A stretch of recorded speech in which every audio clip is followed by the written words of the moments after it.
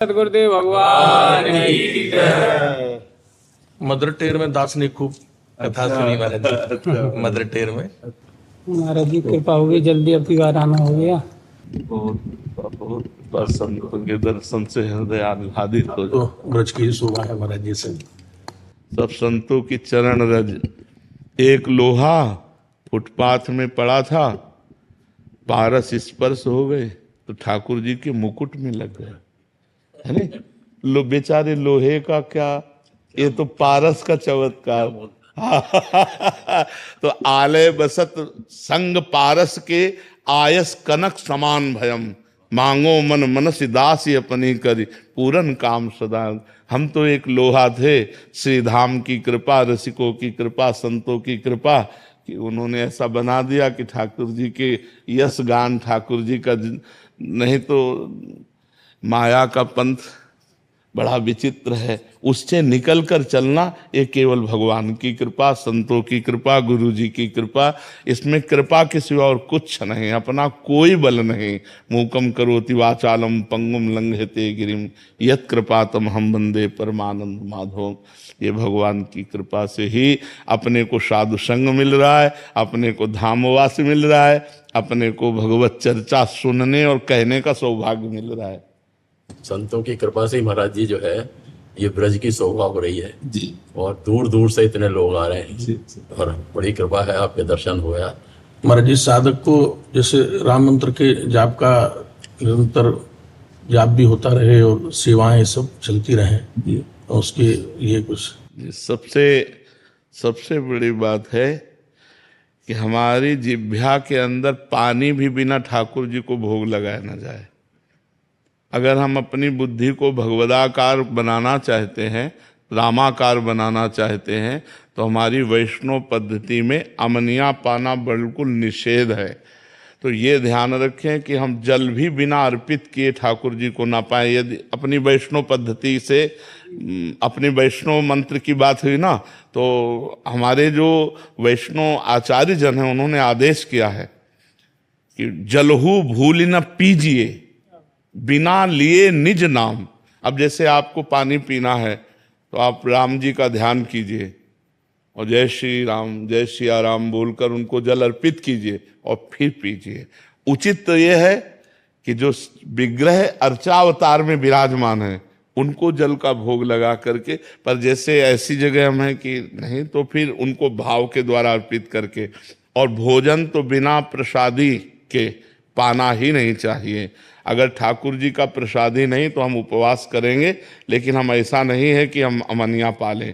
ठाकुर जी का भोग, हमने अपने बुजुर्ग संतों को देखा है, ठाकुर जी का नित्य चरणामृत और ठाकुर जी का उच्छिष्टामृत और ठाकुर जी की 4 प्रदक्षिणा, ठाकुर जी का स्तवन, ये हमारे जीवन की दिनचर्या बन जाए। और कभी भूल कर भी हम स्त्री संयोग ना करें, क्योंकि अगर हमसे पापाचरण हुआ तो हमारा मलिन मन मंत्राकार नहीं हो सकता। पापवंत कर सहज शुभाऊ, भजन मोर ते भाव न काऊ। हमारे जीवन में ये 3 बाधाएं बहुत जोर की आती हैं।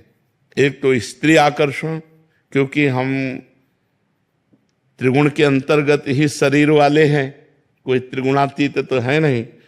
तो जब अंदर रजोगुण का प्रादुर्भाव होता है तो वो काम की तरफ आकर्षित करता है, और जब काम की तरफ आकर्षित होता है तो राम जी का विस्मरण हो जाता है, क्योंकि जहां राम तहां काम नहीं और जहां काम नहीं राम।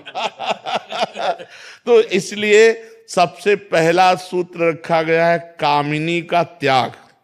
अगर गृहस्थ भक्त है तो अपनी पत्नी में केवल संतानोत्पत्ति के लिए शास्त्र आदेश करता है, और विरक्त भक्त है तो आजीवन स्त्री समाज का नमन करते हुए, जननी भाव रखते हुए, दूर से मतलब कभी सहवास ना संयोग बनने पावे।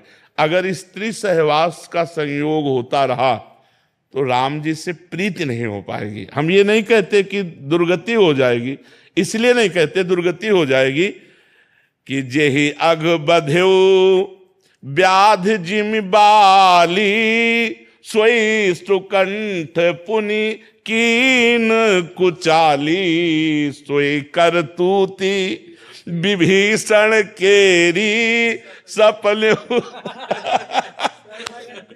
जन अवगुण प्रभु। ये तो अब नहीं कह सकते कि शरणागत हो भगवान के, भगवान की शरण में हो कि अब तो दुर्गति तो नहीं कह सकते, पर प्रीति नहीं हो पाएगी।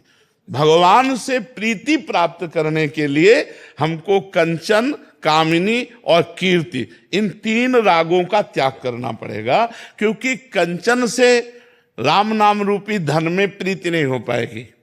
जो भगवान नाम मंत्राकार वृत्ति है ये हमारी छूट जाएगी। और अगर अपना इस जो ये वैष्णव शरीर है इसका यश होता है तो हमारे गुरु और इष्ट का होता है।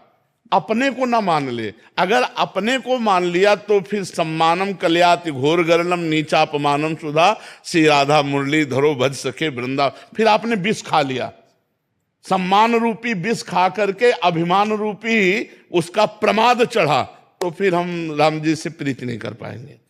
यदि हम कंचन, कामिनी और कीर्ति से अपने को बचा लें और पवित्र भगवत प्रसादी से हमारा जीवन चले, प्रसादी वस्त्र, प्रसादी जल, प्रसादी भोजन और संत महापुरुषों की चरण रज हमारे माथे पे लगी रहे, तो भगवान का मंत्र स्वतः कृपा करके स्फुरित होते हैं। हमारे जैसे श्री सीताराम, श्री राधे श्याम का जाप चलते फिरते, हाँ, और जैसे राम मंत्र है जिसमें ओम लगा हुआ है, इसका इस जाप को चलते या हाँ चलते फिरते भी जपा जा सकता है। शरीर पवित्र हो, शौचालय और बाथरूम में 2 जगह केवल हम नाम और बकाया हर समय मंत्र जपने की चेष्टा करते हैं, क्योंकि परम पवित्र महान ये ब्रह्मा आदि के लिए भी दुर्लभ धाम है। ब्रह्मेश्वरादि सुदरूह पदारविंद श्रीमत् पराग परमाद्भुत वैभवाया सर्वार्थ सार रसवर्षि कृपार्ध दृष्टेश तस्या नमोस्त वृषभानुभुवो महिमने। ये लाडली जी की चरण रज है, लाडली जी की क्रीड़ा स्थली वृंदावन वन जो है ये रास भूमि है। अब यहाँ हम निरंतर मंत्र जप कर सकते हैं, लेकिन हमारी पादुका लघुशंका और सोच वाली ना हो तो। यदि हम जिस पादुका से लघुशंका और सोच गए हैं वही पादुका है तो फिर हम मंत्र नहीं जप सकते। यदि हमारी और पवित्र पादुका है तो फिर हम मंत्र वृंदावन में टहलते फिरते भी जप सकते हैं गुरु मंत्र। और अन्य की तो बात नहीं कहते, अपने वैष्णव तो पवित्र ही रहते हैं, क्योंकि लघुशंका जाएंगे तो पवित्र आचरण करते हैं, शौच जाएंगे तो पवित्र आचरण करते हैं। तो अपने लोग तो चलते फिरते उठते बैठते हर समय मंत्र जप कर सकते हैं। केवल लघुशंका और जूठे मुंह और बाथरूम में जो हमारी क्रियाएं हैं उसमें है, हाँ, उनमें हम नाम का आश्रय लें और हर समय मंत्र जप करें।